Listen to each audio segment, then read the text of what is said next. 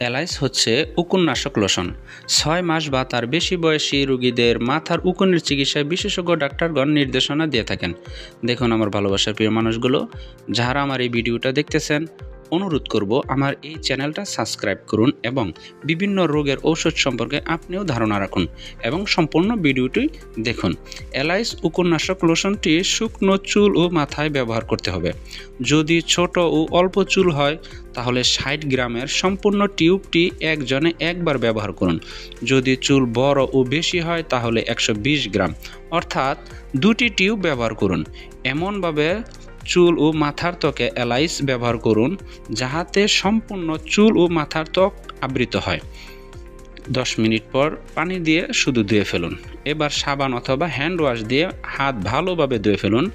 Alice lotion ব্যবহারে কোনো নির্দেশনা নেই, তবে 6 মাস বা তার বেশি বয়সী বাচ্চাদের ক্ষেত্রে খুব বেশি সাবধানতা অবলম্বন করতে হবে যাহাতে চোখে, নাকে, মুখে প্রবেশ না করে।